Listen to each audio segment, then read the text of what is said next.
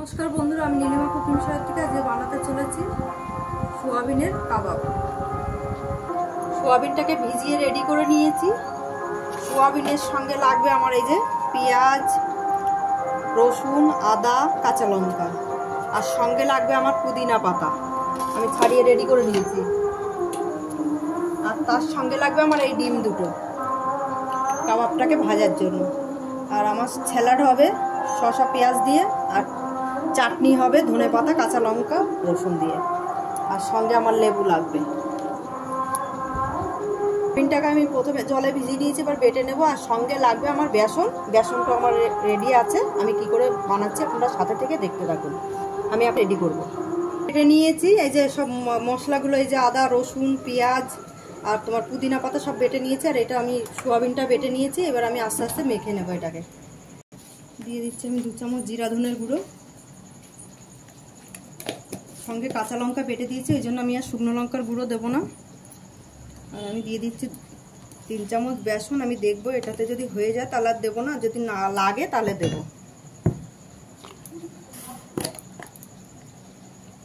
অল্প করে সামান্য একটু হলুদ গুঁড়ো দিয়ে দেবো। আর আমি দিয়ে দিচ্ছি একটু চিকেন মশলা, গন্ধটা খুব সুন্দর আসবে।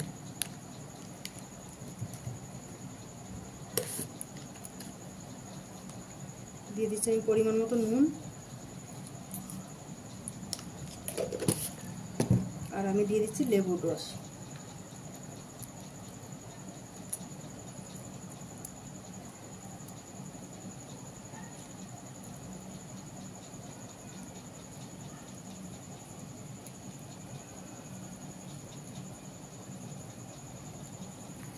আমি এবার আস্তে আস্তে মেখে নিচ্ছি।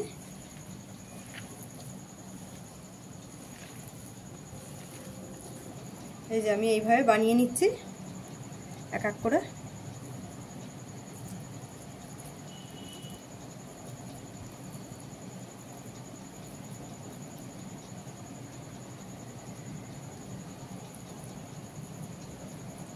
এইভাবে বানিয়ে আমি আস্তে আস্তে ভেজে নেব।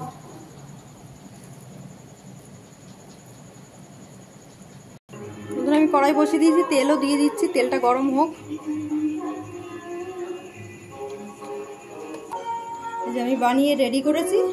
আর এই যে আমি বিস্কুটের গুঁড়ো নিয়েছি সঙ্গে, গুলে আমি রেডি করেছি।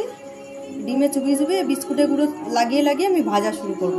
এই যে আমি ডিমে লাগিয়ে এক করে বিস্কুটের গুঁড়ো লাগিয়ে আমি এই যে ভাজতে শুরু করছি।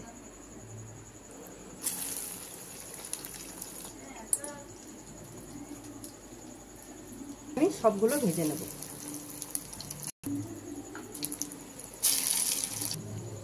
এই যে বন্ধুরা ভাজা হচ্ছে আমার আস্তে আস্তে সিমে করে। অন্ধকার ছাড়া হাতটা সরা। দেখুন বন্ধুরা, আপনাদের ভালো লাগলে আপনারা এইভাবে বাড়িতে বানিয়ে খেয়ে ট্রাই করে দেখতে পারেন। আর নীলিমা কুকিং শোটিকে ইউটিউবে আপনারা সাবস্ক্রাইব, লাইক, কমেন্ট, শেয়ার করে দেবেন। আর ফেসবুকের বন্ধুরা আপনারাও লাইক, কমেন্ট, শেয়ার করে দেবেন। আর আমার নাতি দেখুন খাচ্ছে, খুব খুশি এরা বাচ্চারা। আর নীলিমা কুকিং শো বলে পেজ খোলা আছে, ওখানে ফলো করে লাইক, কমেন্ট, শেয়ার করে দেবেন। আর আমাদের একটু মিউজিক বাজছে, আজকে পাশের আমাদের পাড়াতেই ইয়ে হচ্ছে, গণেশ পুজোর ঠাকুর এসে গেছে, ওখানে ফাংশন হচ্ছে, ওই জন্য মিউজিকের আওয়াজ হচ্ছে। আপনারা খারাপ কিছু ভাববেন না, ঠাকুরের পুজো হচ্ছে তো। সুন্দর হয়েছে বন্ধুরা, আপনারা বাড়িতে বানিয়ে খেয়ে রাখতে পারেন। নীলিমা কুকিং শোকে লাইক এন্ড সাবস্ক্রাইব করে দিন।